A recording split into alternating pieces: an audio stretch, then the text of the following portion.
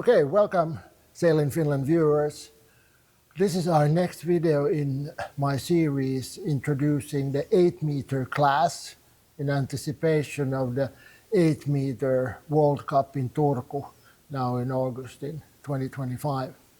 Today we're actually a little bit like on holy history ground for yachting in Finland, and with me I have Lauri Kaira, who is one of the leading maritime nautical historians in Finland, and we'll have a small chat about the history of 8-meter yachts in Finland. So welcome. Thank you very much. Yeah.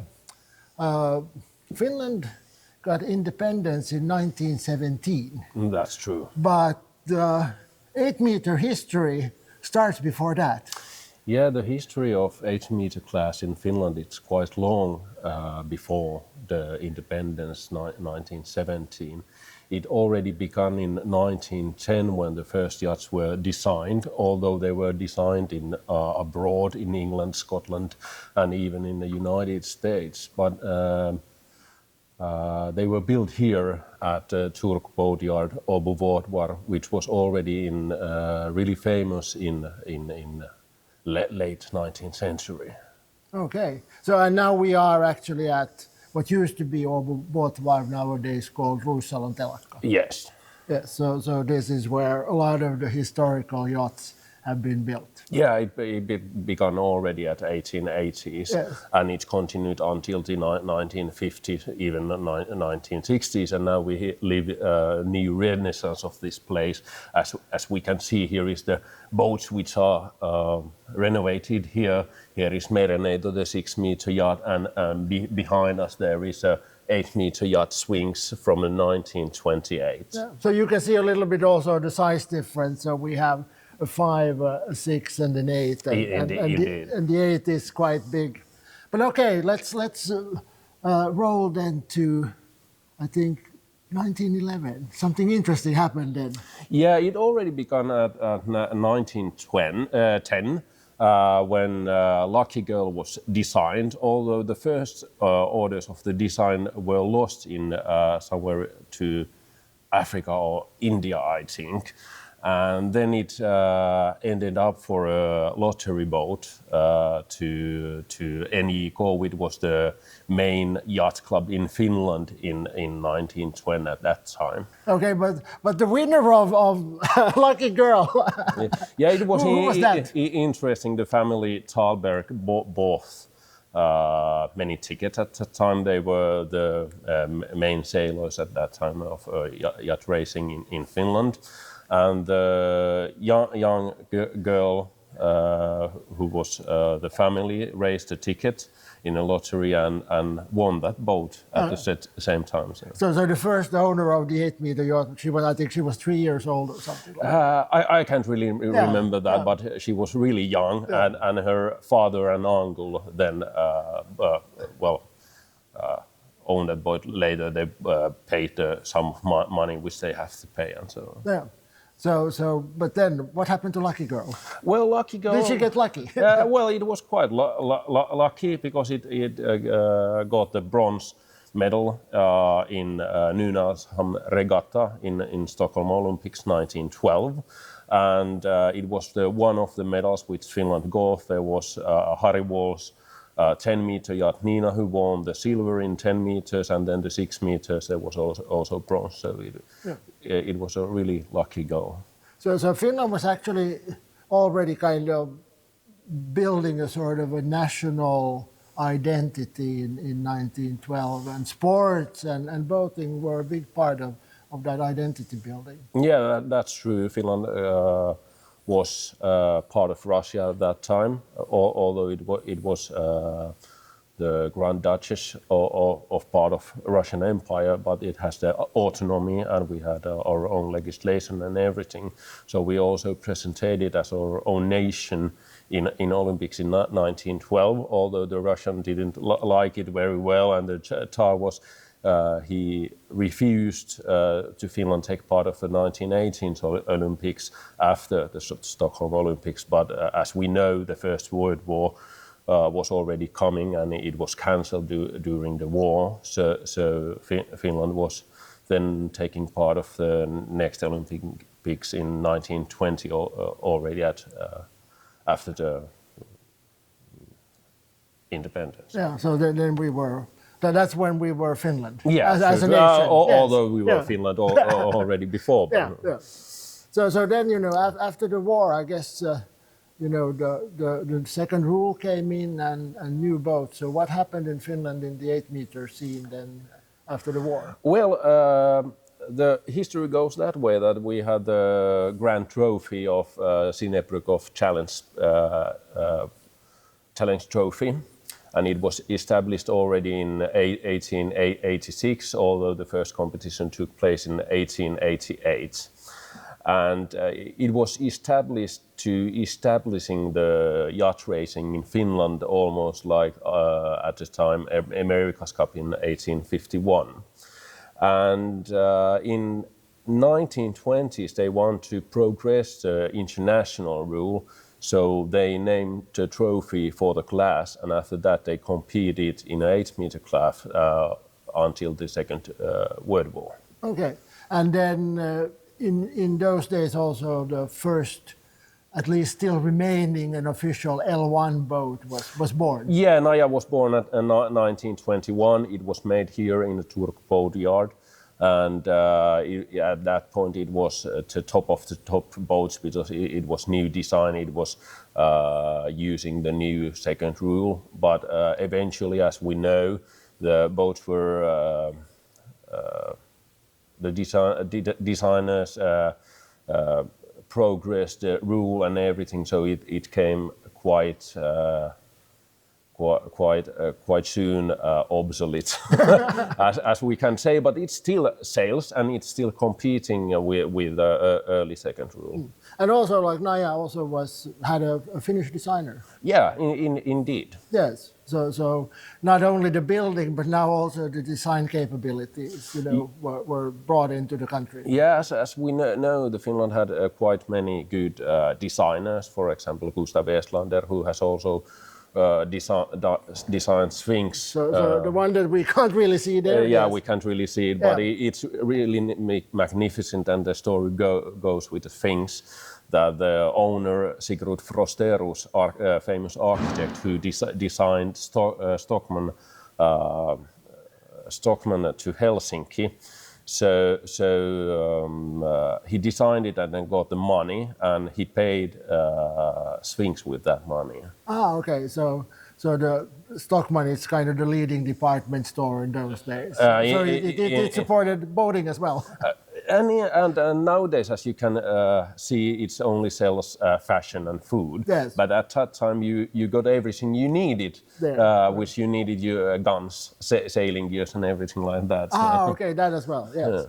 So then, I guess the next kind of milestone then might be the 1936 Olympics. Yeah, 36 Olympics last ones before the Second World War. As we know, the 1940s Olympics in Helsinki was cancelled because of the Winter War and the Second World War, which began in 1939.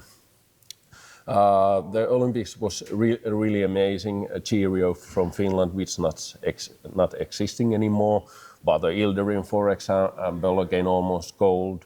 In the Olympics, but it was protested out in the last race, as we know, and it was really interesting. There was more boats than ever at that time. It was rough competition between the Nazi Germany, Great Britain, and also Sweden and Italy. Of course, it was really interesting games at that time in the Kiel fjord. But also that meant that there were actually quite a few Finnish eights created then in the 30s, late 30s. Yeah, well, there was a Sphinx, then there was a Cheerio, and Cheerio competed with Ilderim on early July before the 1936 Olympics, and Cheerio won Ilderim at that time, and it was for the Wallenberg family, it was something new because they were used to win. And of course they were aiming for the Olympic gold at that time, so it was little bit frustrating, but luckily all they competed in Finland during the NYK regatta before the Olympics, because then they tuning it up later on, and as we know, it was really competitive. Yeah, cool. So then, of course, the war stopped most of these kinds of activities. So what happens then? You know, if we go to the 1950s and onwards from there. Well, of course, as we know, the 8-meter class was taken out from the Olympics. It was a bit too expensive, or it was too big, a little bit too expensive. As we know, also the Sixes went out in 1952. They still sailed in Helsinki Olympic regatta, but it was not. You can say it was obsolete, but it was more about too expensive, taking too much time to be crew at that time, and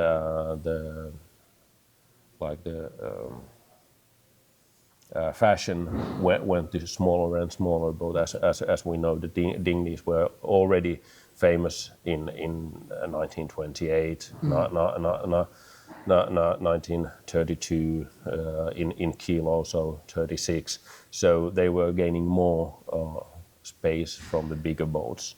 And of course, when it was designed to sail in Helsinki in 1940, the cancelled Olympics, it was planned to race with the 8 meters and also the 6 meters, and they all ordered from Åbo Båtvarf, from Porvoo, 3 of them, Vågspel, Katrina, and also Andromeda, which went to Sweden, but they were already much like more sophisticated than they were in 1936. So we have Åbo Båtvarf as a place where these boats were built, and then Vilnius yard in Porvoo would be a second one. Yeah, the second one, and of course there was also the smaller ones.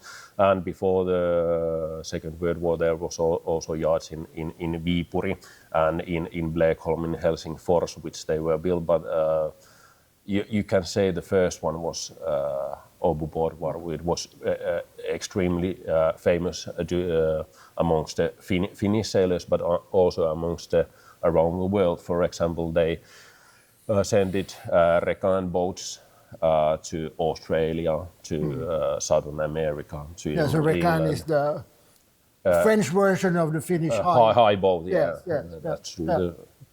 One type class. Yeah. So then, now the class is again quite active. So when did the kind of recovery start? Then? Are we talking about the 80s or? Well, you can say the renaissance of the 8-meter class began on 80s, and boat after boat was sold to abroad after the Second World War. But then sailors started to buy them back and renovating them with a really stylish way. Okay, and then we have.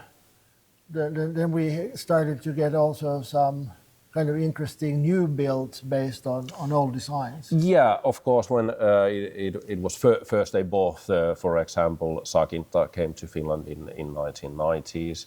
Swings was already here, although a little bit modified, but then restored to in a really fine shape in 1990s. But of course, if you want to win, it's always the question about should you design a new one, the modern one, which of course are quite expensive, and then do you want to restore a boat, which is also really expensive, and then you can think about the third option, which is to build the older design and sail in Sirva class and build it up for a like new boat. Yeah. So in Finland at least, Luna is one of these sort of Luna was new builds. Built in Portugal in Portugal in early 2000, and then Astra also, which in Russia were built with the same design. Also, the deck layout is different. Yeah.